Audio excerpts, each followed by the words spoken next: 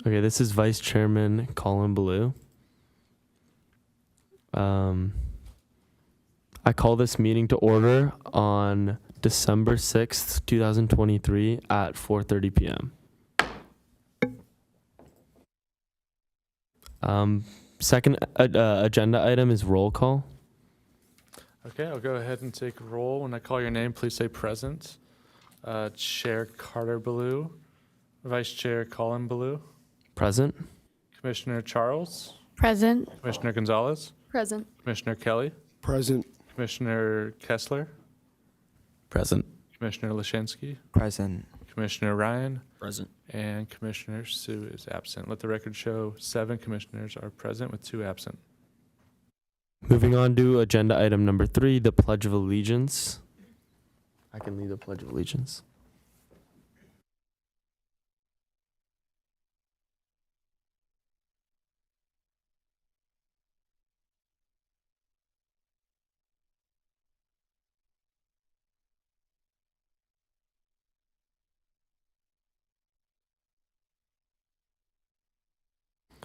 Moving on to agenda item number 4, special presentations and proclamations. We have San Diego Botanical Gardens.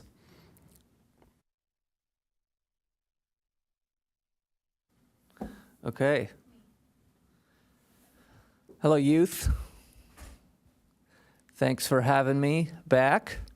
I recognize a few of you from last year.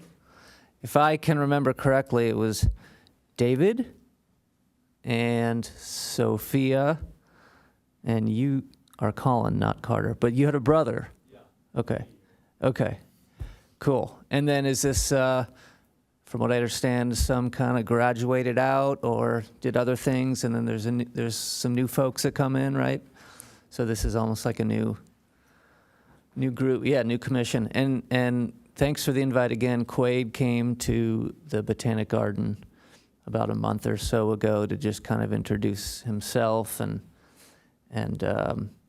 get familiar with what we do at the Botanic Garden, and voiced his willingness to get the commission back in and involved, which is great. So thanks for having me. I'm going to give this little presentation that it's the same PowerPoint that I gave the Parks and Rec Commission, I don't know, about probably a couple months ago.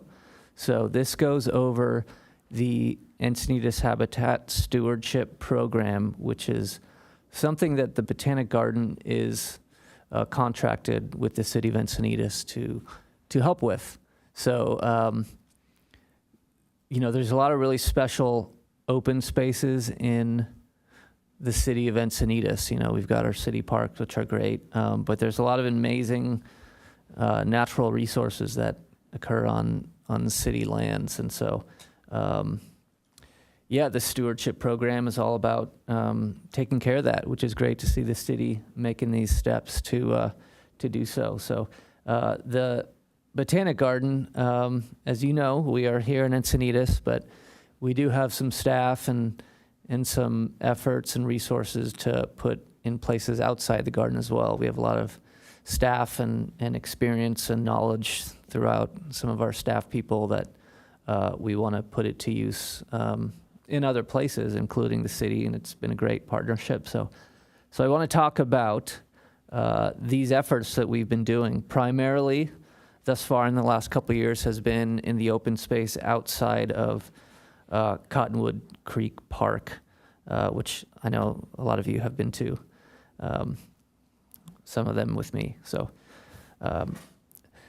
essentially, this presentation is, I was put together because the city asked us to kind of recap everything that the garden has done from the beginning. So essentially, it started with Dudek, which is a consulting company here in Encinitas. They've got our building right down the road there. And they put together this site assessment report that essentially looked at all of the open spaces and kind of natural resources that the city has and assess them essentially as to what's there, what needs to be done, what what the goals need to be. And so they put out this great report, which is available online if anyone is interested in checking out, I believe. And so it kind of put together an order. And so you can see in the top right, there's the outline of the city. And then all those purple rectangles are these open spaces. And so those are the areas that it assessed. And it put together like an order of, or a priority, I guess you could say, of what needs to be done and what needs to be done first, right? So this interesting map has this parcel, which is behind the Cottonwood Creek Park. You can see the building on the right, that's Lazy Acres. So it's kind of this long strip, and there's some really special habitat. And what this map shows is, you can look at the key along the right. All these different yellow dots are different invasive plant species. So this report, the biologists from DUDEC took a look, and they mapped out all the different native habitats and a lot of the invasive species that occur in there, along with some like erosional features and other things like fences and erosion, things that need to be repaired, and roads and things like that. So this is kind of what we've been working on. So we started here at Cottonwood Creek Park, and it's been a couple years. And essentially you're starting, as you know, I mean, I can talk about habitat restoration briefly, but it's essentially we're removing weeds and planting native plants. And, we can talk about, the importance of our native habitats and things like that later. So we'll get there eventually. But yeah, essentially that's what we're doing here at the site. Do you want to go to the next slide? Yeah. Cool. Okay, so then there's actually 3 parcels that we've been working with. So there's that long parcel along the right with some amazing coastal sage scrub and chaparral habitats and some really interesting native species that have somehow survived there. There's a creek that goes right along the freeway. And then there's another parcel right there with the park. And then there's actually at the very bottom of that, that middle parcel is actually Cottonwood Creek. And then you can see it goes underground under the roads. And then the creek daylights again in this other parcel right there. And so that's referred to as the Moonlight Beach parcel. I just call it like Lower Cottonwood. So we have Upper Cottonwood and Lower Cottonwood is kind of just how I refer to it. So we're kind of doing invasive removal and restoration and planting and seeding and all of those areas. So that's what we've been focusing on for the last couple years now. So there's some special things here. Here's a photo of the wart stem ceanothus. It's a beautiful native plant. There's a bunch of them in that Upper Cottonwood area. It's a locally rare plant, so there's some pretty neat species that kind of still occur. And what's cool about this open space is, especially if you go to the other map before, you want to go back one for me? Look at this map. And this is just a small part of Encinitas, right? But it just goes to show what's left, right? That has not been developed into houses or roads or shopping centers or whatever it may be. There's really not a lot left.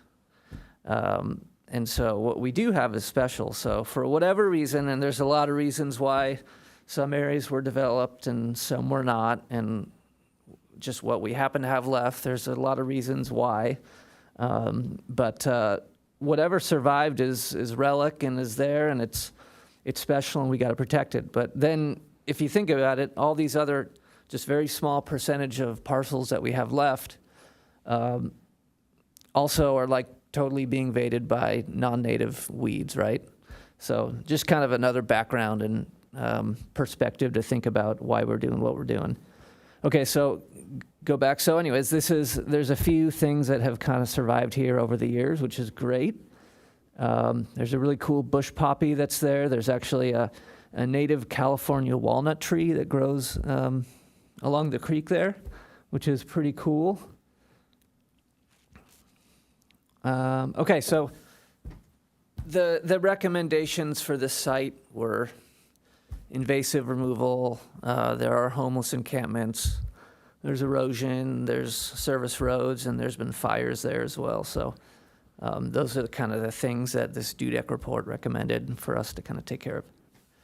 So invasive plant control. So like I said, you can see this photo is just a giant patch of ice plant. Do you all know ice plant is a weed? That's okay if you didn't. Yeah. Yeah, ice plant is from South Africa. So it was planted for like erosion control and things like that. So, and really nothing grows. I mean, one of its nicknames is the green carpet of death. So it does nothing but spread and take over, and nothing can grow. So it's really good at that. And unfortunately, it's displacing a lot of our native plants. So this is one of the bad ones that is, and in some cases was there. We've got castor bean, tree tobacco, nasturtium, pepper trees, acacias. There's a whole long list of non-native plant species that occur.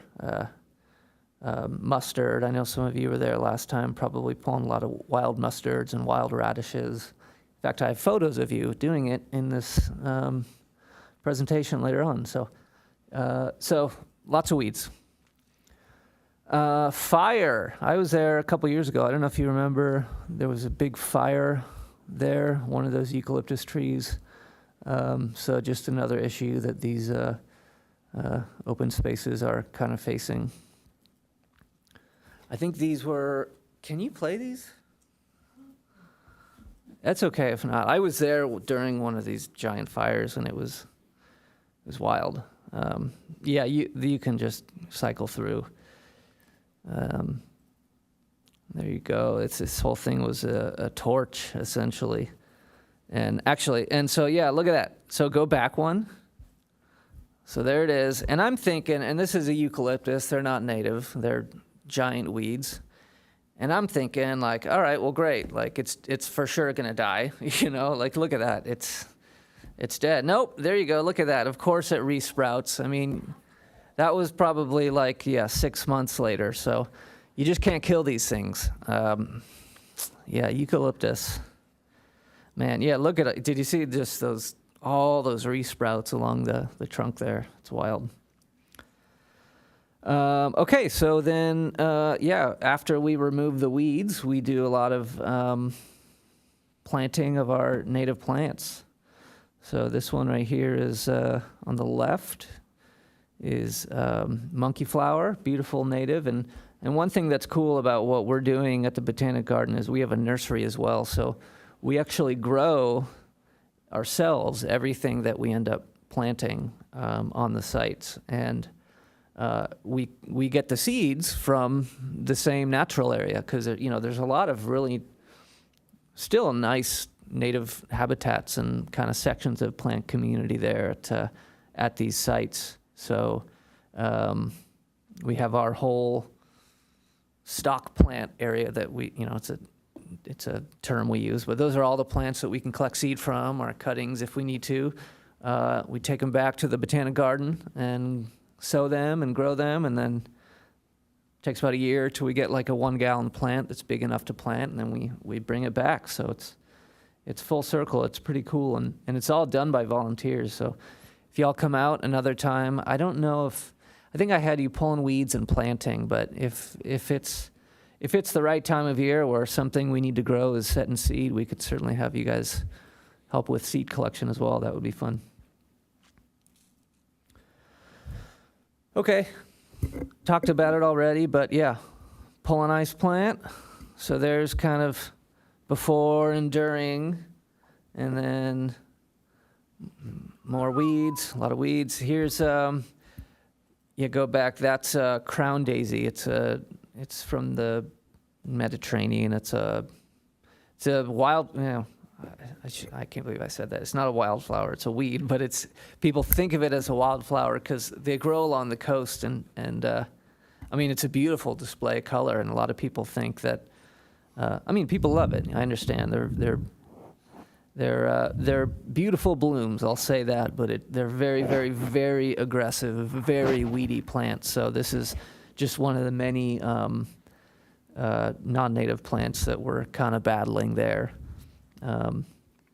Nasturtium, I talked to. That's another one. That's a slope we have at the lower Cottonwood Creek Park. That actually we've done a lot of planting in that area just within the last month or so, but. Yeah, you can see all the dead plants that we've pulled from the slope. It's just a common garden escapee that has kind of gone rogue on us in some of these open spaces. So, okay, bunch of stuff we did. I don't need to go over this, but these are just a lot of the statistics that we've kind of tabulated as far as what we've removed as far as invasive plants is concerned. So yeah, like I said, then we start planting.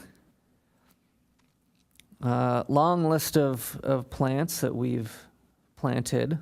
So there's, in our native habitats, there's an amazing amount of diversity of plant species that grow in our area. They say San Diego is the most biodiverse county in the United States, which is true. We've got just a lot of diversity and a lot of topography and different geography in the county, and we are in like a diversity hotspot in the world, like Southern California, and California in general is amazing. So yeah, there's a lot of different species that we're planting and that we've collected from the site and putting it back when we remove the weeds. So okay, so go back. So this is kind of a before and after, and then you can go. So, and actually this was taken like a year ago, maybe more. So it's even filled in since then. I mean, if you walk there now, you can't even see any sort of like empty space, which is amazing. So what we're doing is working, and it's providing the habitat that we were hoping it would. And yeah, it's just been a really, really successful program. You could see in the back, there's one of those ceanothus in full bloom. They're actually kind of probably going to be blooming in like a month. So if you come on out, you'll see these things blooming. It's kind of like a midwinter bloomer. Yeah, really cool plant. So there we go. There's the youth holding your radishes. So 2 of you, 3 of you there. Yeah, that was fun. Yeah, so that's wild radish. That is one of the big weeds there, and we have other groups that we bring out as well. So it's a lot of fun. I don't think I need to go over this or the next slide. So, but yeah, that was my presentation, and just a quick synopsis of kind of going over what we've been doing. And yeah, happy to talk more, answer questions, whatever you want to talk about, I'm game. This is Commissioner Gonzalez. Are we setting up dates to be able to volunteer again this year? Yeah, we were going to talk about that. And I was saying that it's essentially going to be an open invitation. I think we're basically going to have an event. I haven't figured it out, either on the 3rd or the 4th Saturday of every month. So whatever you can make, I'll set those dates ASAP.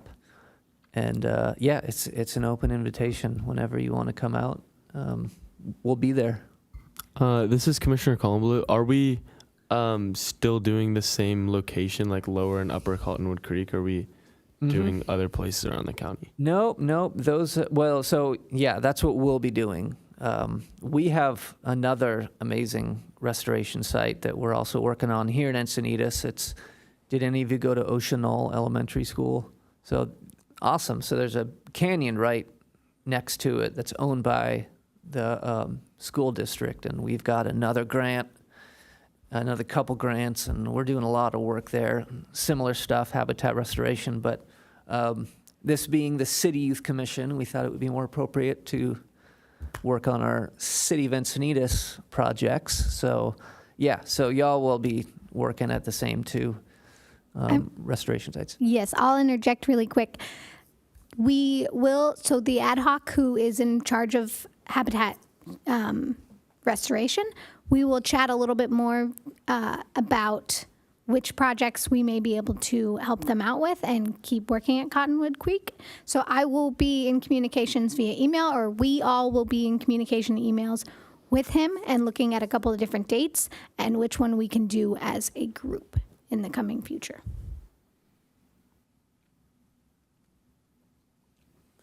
This is Commissioner Kessler. When you say group, do you just mean ad hoc or just everyone?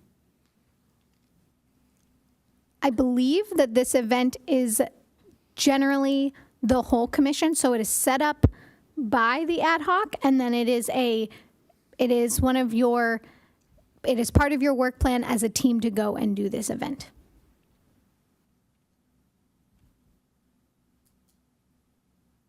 Commissioner Kelly, oh, thank you so much for coming, Joe. It's really good to see you. I wanted to ask, so when I had a conversation with you, had talked about the youth and people who wanted to volunteer. Was there any update on that? Not at the moment. For now, I think it's going to be the commission and potentially other vetted city volunteers. Yeah, we're working on it. I'd love for you to bring your friends. Eventually, hopefully, we get there. Yes, so I did speak to Joe regarding our VIP volunteer program, which I know Commissioner Kelly is a member of, that you register through our website and you sign the waiver and go through the information. So if you have peers that want to go through that, then they will become an official volunteer. And that's the volunteers that we will invite to participate if you're going to have additional to the commission. So there might be another 10 to 20 or whatever numbers he establishes. We can invite more Encinitas volunteers. So that could be a venue for you to bring more friends.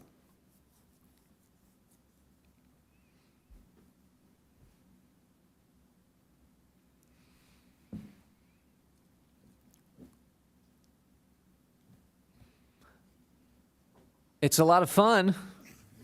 We're we're outside, we're getting a workout, you're with your friends. Yeah, don't think of it as volunteering.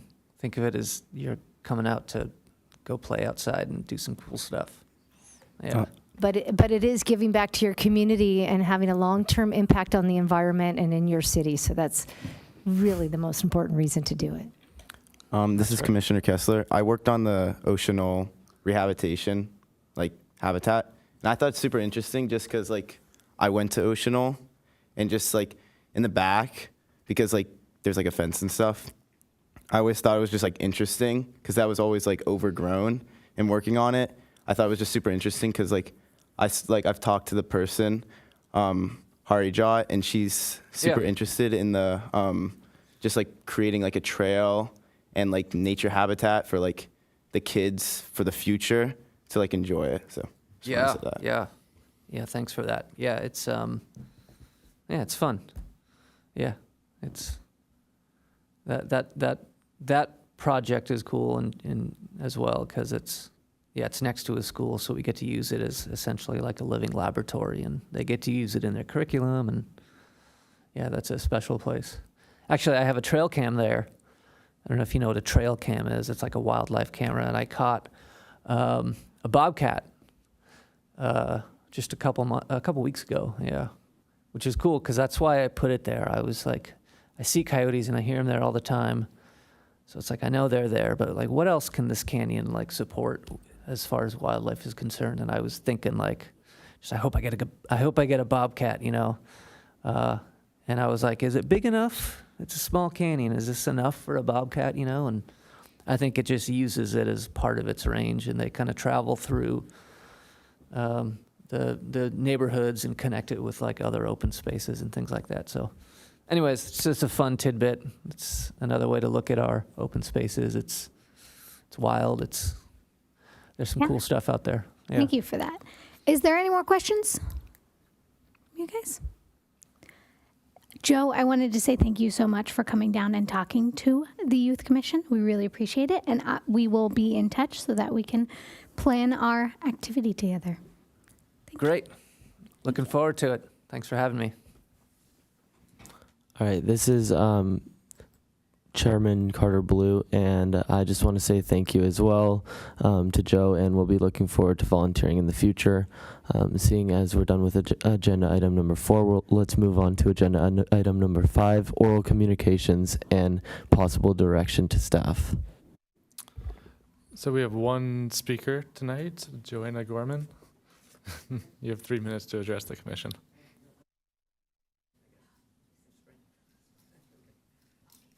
Hello, Youth Commissioners. My name is Joanna Gorman. I'm the Outreach and Youth Services Librarian at Encinitas Library.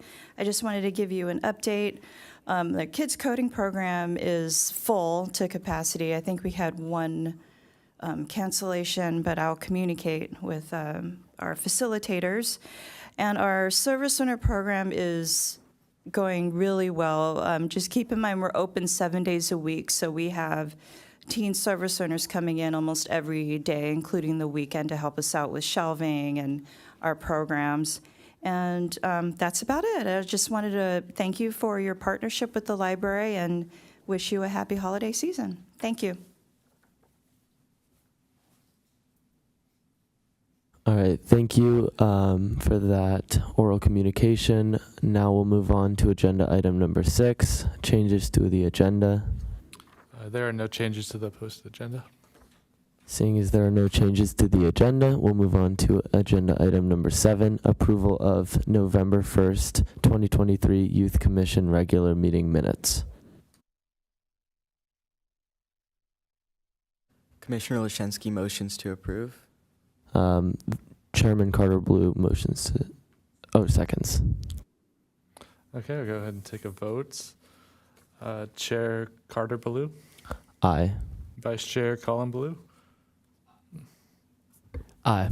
Commissioner Charles, Aye. Commissioner Gonzalez, Aye. Commissioner Kelly, Aye. Commissioner Kessler, Aye. Commissioner Lashensky, Aye. Commissioner Ryan, Aye. and Commissioner Sue. Okay, November 1st minutes are approved. All right. Agenda item 8A, 2023-2024 Youth Commission Work Plan Preparation.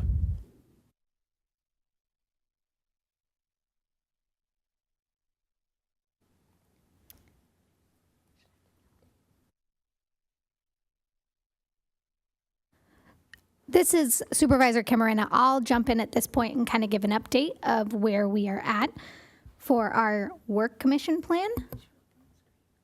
There we go. So in terms of e-bike safety, we had Nick come in on November 1st, and Nick Buck came in and gave a presentation about e-bike safety. We still need to schedule our special meeting with mobility and the other commission, mobility and traffic and mobility commission, that we can discuss more with the ad hoc. And then intergenerational has an event on Saturday coming up. So the Playful Connections is this Saturday, December 9th, as well as they have February 3rd planned for the Techie Tutors event, where teens help seniors with tech issues. So those are coming along nicely. Habitat stewardship, as I talked about a minute ago, we will be talking to Joe DeWolf a little bit more via email with the ad hoc about what we can do with them in the future and what events might work for all of the commissioners. Our youth voter registration, I believe, we need to discuss tonight we need to discuss in our ad hoc a little bit more, because I think we hit a little bit of a road bump, but we will continue forward on that. We are doing really well on our ad hoc is doing really well on identifying guest speakers. So I believe we have them planned out through February. continue to work as a team and also check in. We can check in as a group to see if other people have people that they're looking to bring on, but we are steaming right ahead with that. Youth health initiatives. We do have a speaker coming in a couple of months to talk about, I believe, from, remind me, Commissioner Kelly, where our health is coming from? Next month, we have Gracie Barra coming in to speak about bullying and protection. So they do jiu-jitsu, and they have bullying, self-defense classes. So it's for mental health and health for bullying, physical health, and mental health. Thank you. Perfect. And then with STEM engagement, I believe that Commissioner Leshinsky has, and Commissioner Sue and Commissioner Kessler have dates for us. Commissioner Leshinsky here. Yeah, I do. I'll send out, I don't know them off the top of my head right now, but later today or tomorrow, I'll send out an email to everyone with the dates. There's 1 or 2, so depending on which one the majority of commissioners can make it to, we're probably just going to do that one. Just a quick note on sending out an email. You'll send that to the liaison, Supervisor Camarena, and then she will shoot that out because you're not allowed to intercommunicate. Thank you. Thank you, Commissioner Leshinsky. So when that's ready, let me know, and we will send out that communication. Environmental stewardship. Oh, I think we need to figure this one out a little bit more. So I know that with the environmental stewardship, you guys usually do a community-based activity. So this is kind of where your volunteer work falls for your work plan. So with the event with Joe DeWolf and doing that kind of activities, those are where that event falls over. So it does fall under your environmental stewardship as well. So him coming today falls under your habitat restoration. And then that one, the actual volunteer work, falls under your environmental stewardship. And then that is it on your work plan for now. And then the ad hocs will chat a little bit more in a bit.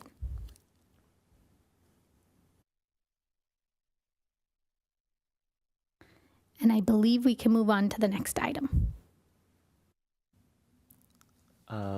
Next item should be 8B. Or I guess, yeah, there's no 8B. Next is agenda item number 9, informational items. Manager Hamer here. I want to just touch upon the very successful holiday parade that just happened this past Saturday, December 2nd. And you, as a group youth commission, did an awesome job escorting Santa in his sleigh throughout the course and helped to bring joy and celebration for the season to the community. So thank you so much. It makes a difference, and it really helps to make things be smooth and operating for your volunteer work on that.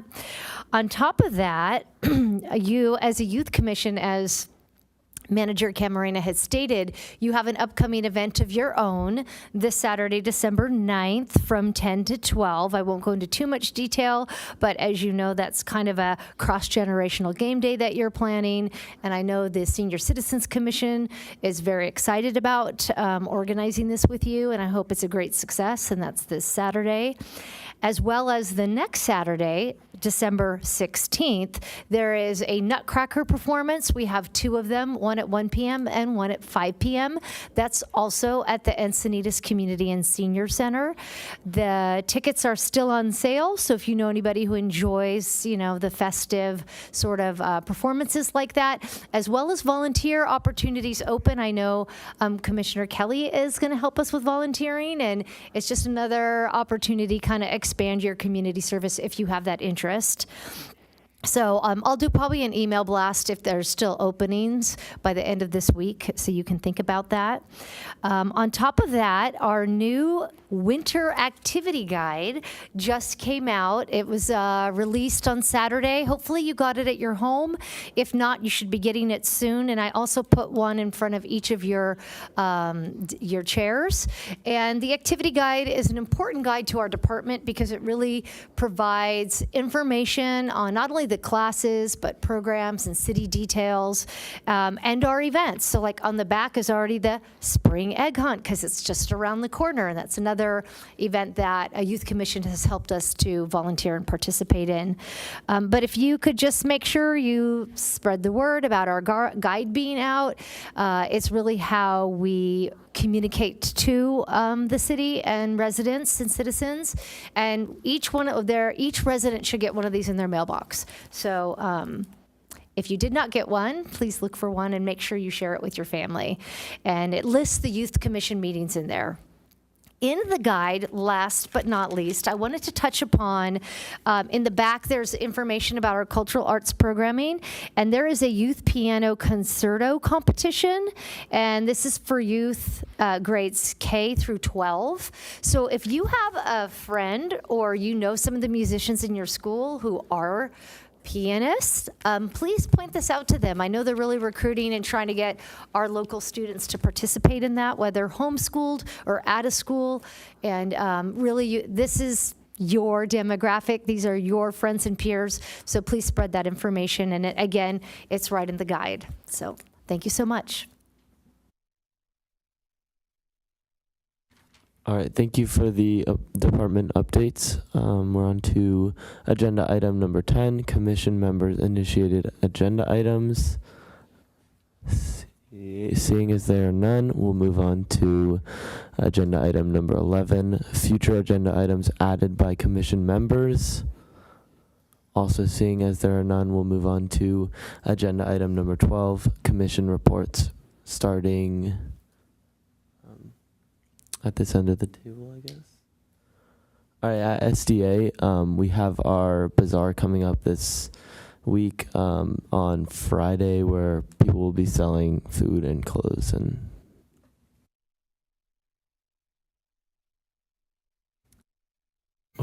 this is Commissioner Columbaloo. Cross-country season ended, and looking forward to track season starting in April, I think.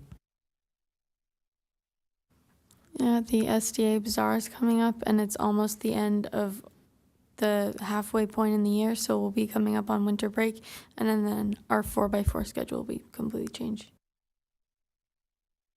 Yeah, this is Commissioner Gonzalez. We have finals week coming up, and college applications are underway. The UC application just finished on November 30th, and then the other regular decision are sometime in January or February.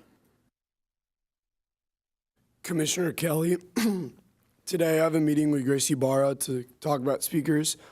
So I'm going to talk a little bit about that. So as a member for the City of Encinitas Youth Health Initiatives and Ad Hoc Committee, and the Speakers Ad Hoc Committee, is my job to find a relevant speaker to present on youth mental and physical health resources in the Encinitas area. The Youth Health Initiative Committee has established that youth in San Diego area are interested in mental health tools, balance in school, athletics, and anti-bullying programming. As a commissioner, I have identified Gracie Barra as a local health and fitness leader organization to come and speak at the January 10th, 2024 meeting. It's a great time for teens to consider renewing personal health priorities. Commissioner Kessler, I have nothing to report. I'm Commissioner Leszczynski. At PRS, there's nothing truly interesting happening. But just to reiterate some events that are coming up hosted by youth commissioners is that obviously Saturday there's the Intergenerational Game Day hosted by the Encinitas intergenerational group on this commission and the senior commission. And even if you don't want to attend it as a volunteer, you should probably just attend it for fun. It's just a fun event. And then on the other hand, for the STEM engagement ad hoc, we're starting off by hosting a trial coding class at the library, which is Sunday. So while it is at capacity, if you have anybody who's interested, if you give me their email, we'll put them on a wait list for future events in case this one has a good reception. So yeah. This is Commissioner Ryan. Mavericks rugby just started. The first game is this Saturday for the JV against Cathedral Catholic.